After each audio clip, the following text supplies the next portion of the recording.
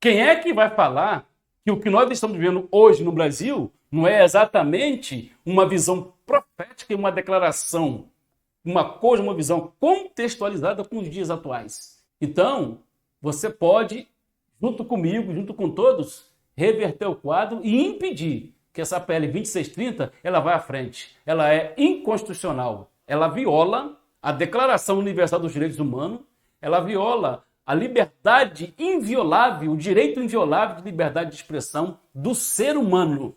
Olá, meu amigo, minha amiga, tudo bem com você? Espero que sim. Em continuidade a um trabalho que nós decidimos fazer aqui no canal, em vez de trazer uma opinião própria, uma opinião minha, para abrir o debate, já que nós não nos deram o direito ao debate com relação à PL 2630, que eu chamo de Lei da Mordaça, outros chamam de Lei de Censura, que começou numa sofismada fake news, porque fake news para mim é uma lei que, além de não obedecer os direitos fundamentais da Constituição desse país, sequer abre o diálogo com a opinião pública e com a sociedade. Não tem nenhum apreço popular, nenhuma participação popular, que é uma das bases e uma das cláusulas pétreas, inclusive na Declaração Universal dos Direitos Humanos de 1948, tratado pela ONU. Então, antes de nós entrarmos no inciso 3 do artigo 5º, porque nós decidimos aqui discorrer todo o artigo 5º da Constituição Federal, porque nós entendemos que conhecimento é poder e o poder não está na mão de quem tem dinheiro, embora todo mundo pense assim, como um senso comum, mas não é essa a realidade. É isso que eles nos faz acreditar, é isso que nos ensina, que nós temos que ser poderosos, ricos, endinheirados, famosos, virar celebridade, mas todos eles vão comer nos buracos, vão apodrecer, vão virar pó, tal como o mendigo da esquina ou a pessoa que dorme na rua, ou mora na rua, melhor dizendo. Somos todos iguais, em um quesito, morte e pecado. Porque a morte e o pecado, um é patrão e o outro é empregado. Ou seja, qual é o salário do pecado? O salário do pecado é a morte. Então, se o salário do pecado é a morte é o patrão do homem pecador. Então a morte paga o pecador, paga o opressor, paga o corrupto com a morte. E isso é bíblico. Um dia todos prestarão conta daquilo que faz nesta terra. E pensando em prestar conta, eu quero que você deixe seu like, seu joinha, compartilhe, se inscreva. Nosso QR Code que está aí na tela, nosso link, Vale de Literatura do site Amazon, o link do nosso site, nosso blog. E quero te convidar a passear por um dos maiores juristas, políticos, escritor, uma das maiores um dos maiores personagens do nosso país, chamado Rui Barbosa.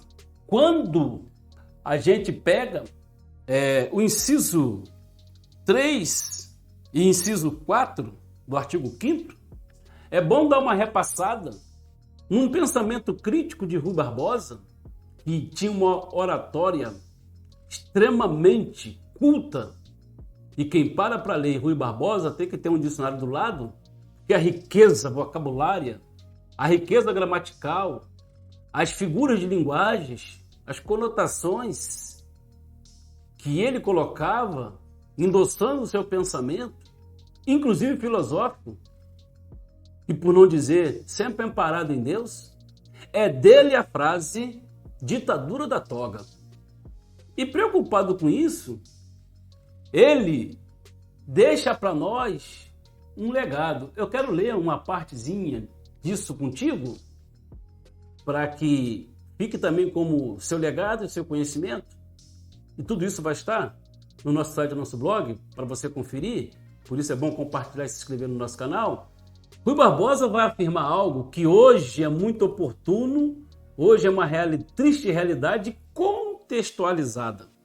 Ele diz assim: um dos mais importantes juristas e políticos brasileiros do século XIX e início do século XX, essa transição, ele utilizou a expressão ditadura da toga para criticar o poder excessivo do judiciário em relação aos outros poderes da República, que é o executivo e o legislativo. Então Rui Barbosa praticamente já vislumbrava um quarto poder, que é o poder da toga, claro que corrompido. Para Rui Barbosa, a atuação do judiciário deveria estar restrita ao seu papel de aplicar a lei e interpretar a Constituição. Mas interpretar a Constituição não de forma monocrática, arbitrária, pessoal, corporativa e de fórum íntimo. É interpretar a Constituição naquilo que preconiza as suas letras, no império das leis. Porque interpretar é uma coisa. Abstrair o que está escrito, tendo a minha particular e monocrática interpretação, é outra coisa. Ele diz assim, que o papel de aplicar a lei e interpretar a Constituição, sem interferir na atuação dos outros poderes, ele acreditava que a ditadura da toga poderia surgir quando juízes e tribunais utilizam sua posição para impor suas próprias visões e interesses, em vez de respeitar a Constituição e as leis. Parece não. É uma visão profética de Rui Barbosa. É uma visão escatológica de Rui Barbosa. É uma visão futurista, extremamente de rara inteligência, de rara cosmovisão futurista, porque o que ele vai narrar nas tribunas do século XIX para o século XX tem uma precisão cirúrgica de fatos que nós estamos vendo hoje, em pleno século XXI. Século XIX, século XX, século XXI.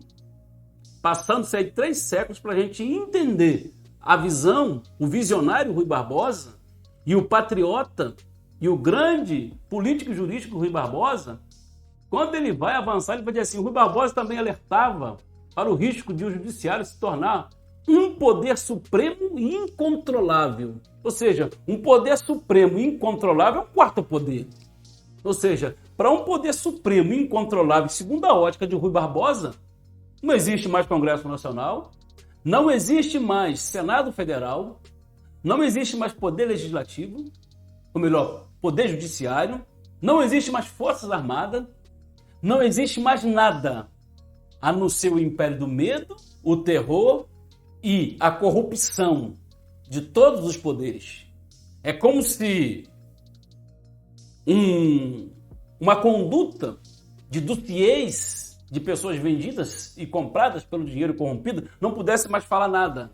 É como se criasse um mundo particular de pessoas imundas e obscuras, e quando as poucas limpas, querendo fazer o certo, ou são exterminadas, ou são impedidas, ou são perseguidas, e por fim, cria-se então uma lei de censura, porque eles não contavam com as redes sociais e com a internet, para atrapalhar ou atrasar, ou pôr uma barra de ferro na engrenagem desse mecanismo que foi criado para destruir a igreja, a família, o Estado democrático de direito, a liberdade de expressão e todo um Ocidente.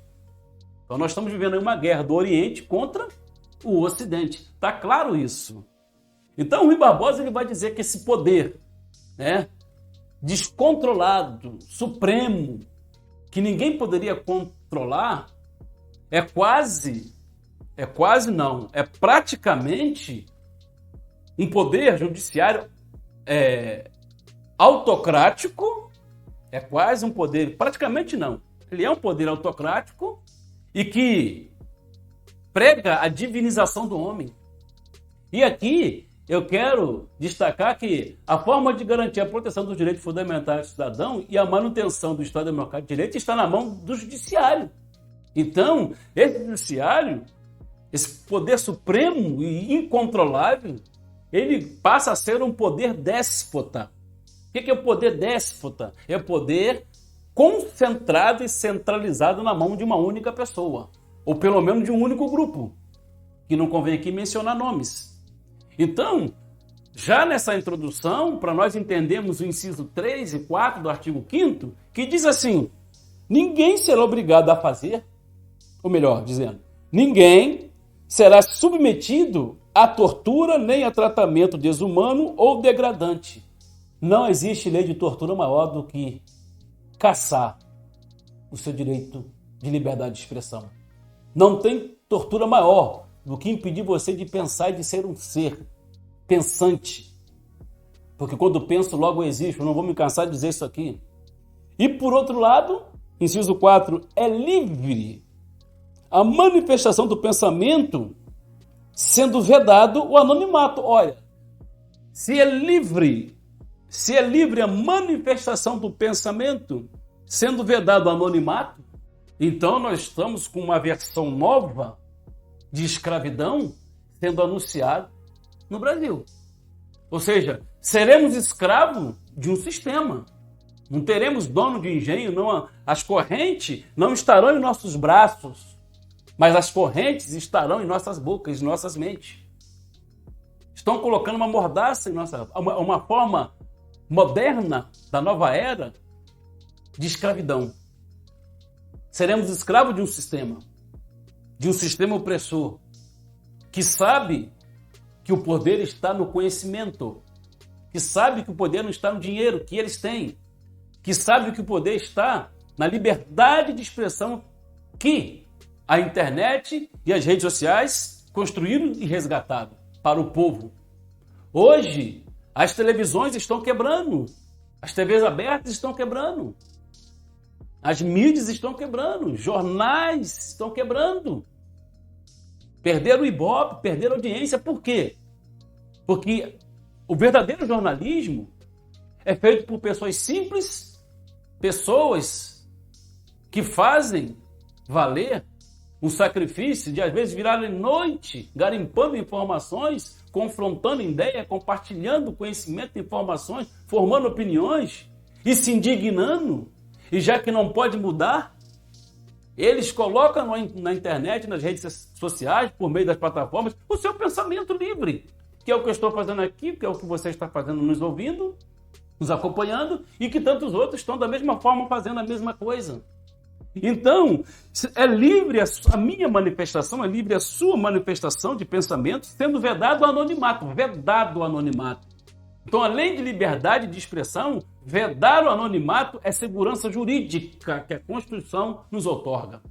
Então, quando Rui Barbosa ele vai dizer, ele alertava para o risco de o judiciário se tornar um poder supremo e incontrolável, sem qualquer limitação ou prestação de contas, o que poderia levar a uma verdadeira ditadura judiciária. Por isso, ele defendia a necessidade de uma atuação equilibrada e harmoniosa dos direitos fundamentais. Por que Rui Barbosa está dizendo isso?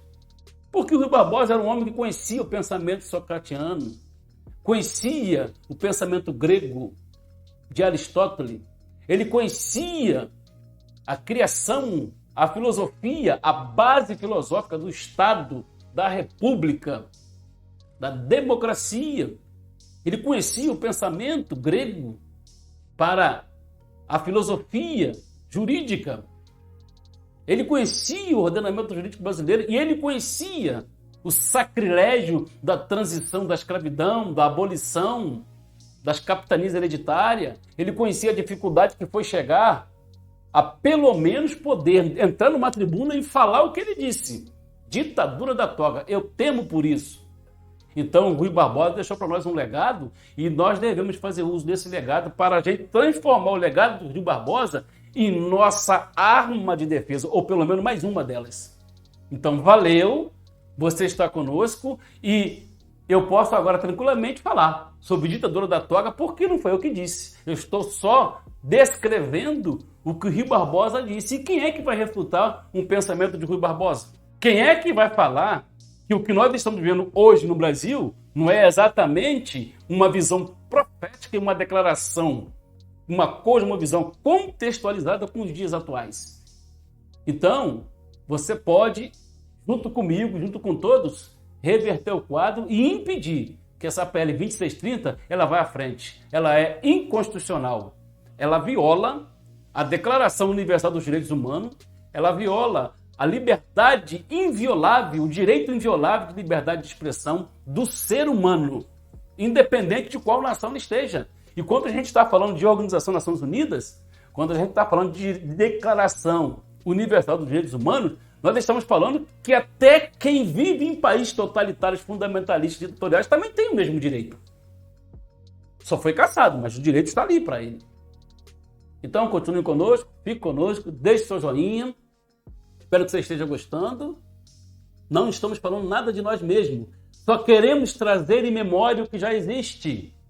Nós não estamos descobrindo a pólvora. Nós só estamos trazendo o conhecimento para a mesa, para o debate, para a discussão e levar até você um conhecimento que de repente você não tinha, mas agora passando a ter, compartilhe. Nós precisamos de consciência coletiva. Nós precisamos deixar um pouquinho o futebol, a novela, o Big Brother, a conversa de boteco, a picanha e a cerveja, porque não vai acontecer, mas começarmos a nos preocuparmos com o futuro, pelo menos, dos nossos netos. Qual o legado aí você precisamos deixar? Pense nisso. Continue com a gente. Valeu. Até a próxima. Estamos juntos.